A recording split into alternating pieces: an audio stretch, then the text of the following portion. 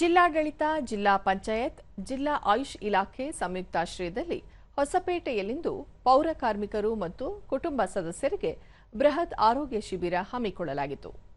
ಕಾರ್ಯಕ್ರಮದಲ್ಲಿ ಜಿಲ್ಲಾ ಆಯುಷ್ ಇಲಾಖೆಯ ಮುಖ್ಯ ವೈದ್ಯಾಧಿಕಾರಿ ಮುನಿವಾಸು ದೇವರೆಡ್ಡಿ, ಜಿಲ್ಲಾ ಆಯುಷ್ ವೈದ್ಯಾಧಿಕಾರಿ ಡಾ ಪಣೀಂದರ್, ನಗರಸಭೆಯ ಅಧ್ಯಕ್ಷ ರೂಪೇಶ್ ಕುಮಾರ್, ರೋಟರಿ ಕ್ಲಬ್ನ ಅಧ್ಯಕ್ಷ ವೀರಭದ್ರ ಮತ್ತಿತರರು ಉಪಸ್ಥಿತರಿದ್ದರು.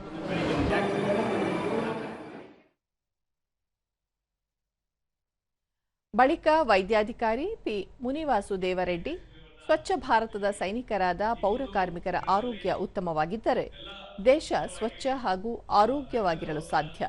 ಪೌರ ಕಾರ್ಮಿಕರಿಗೆ ಸಾಮಾನ್ಯ ಪರೀಕ್ಷೆ ನಡೆಸಿ ಉಚಿತ ಮಾತ್ರೆ, ಔಷಧ ಹಾಗೂ ಉತ್ತಮ ಆರೋಗ್ಯಕ್ಕೆ ಸೂಕ್ತ ಸಲಹೆಗಳನ್ನು ನೀಡಲಾಗಿದ್ದು, ಪೌರ ಕಾರ್ಮಿಕರು ಶಿಬಿರವನ್ನು ಸದುಪಯೋಗ ಪಡಿಸಿಕೊಳ್ಳಬೇಕು ಎಂದು ಕರೆ ನೀಡಿದರು.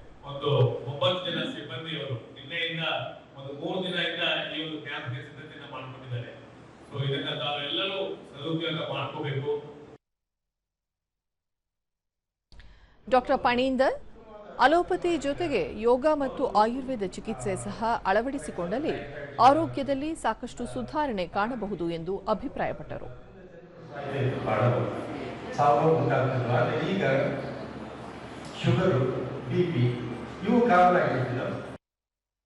ವೀರಭದ್ರ ರೋಗ ನಿರೋಧಕ ಶಕ್ತಿ ಹೆಚ್ಚಿಸಿಕೊಳ್ಳಲು ಅಗತ್ಯ ಮಾಹಿತಿ, ಸಲಹೆ ನೀಡಲು ಇಂತಹ ಆರೋಗ್ಯ ಶಿಬಿರಗಳು ಸಹಕಾರಿ ಎಂದರು.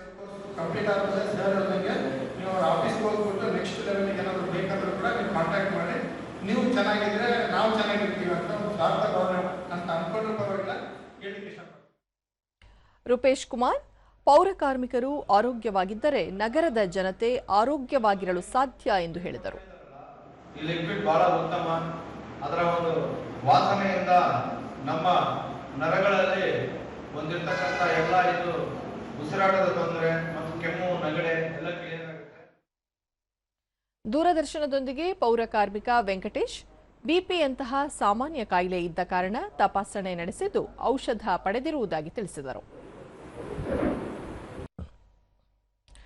ಪೌರ ಕಾರ್ಮಿಕರಾದ ಪದ್ಮಾವತಿ ಕಳೆದ 25 ವರ್ಷದಿಂದ ಪೌರ ಕಾರ್ಮಿಕರಾಗಿ ಕಾರ್ಯನಿರ್ವಹಿಸುತ್ತಿದ್ದು, ತಪಾಸಣೆ ನಡೆಸಿ ಅಗತ್ಯವಿದ್ದಲ್ಲಿ ಉಚಿತ ಔಷಧ ಪಡೆಯುತ್ತಿರುವುದಾಗಿ ಹೇಳಿದರು.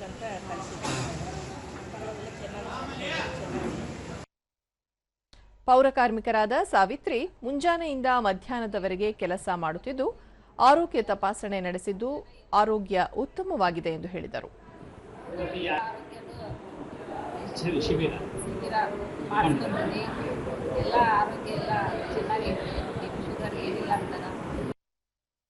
ಆರೋಗ್ಯ ಶಿಬಿರದಲ್ಲಿ ಸುಮಾರು 250ಕ್ಕೂ ಹೆಚ್ಚು ಪೌರ ಕಾರ್ಮಿಕರನ್ನು ತಪಾಸಣೆಗೆ ಒಳಪಡಿಸಿ ಔಷಧವನ್ನು ವಿತರಿಸಲಾಯಿತು.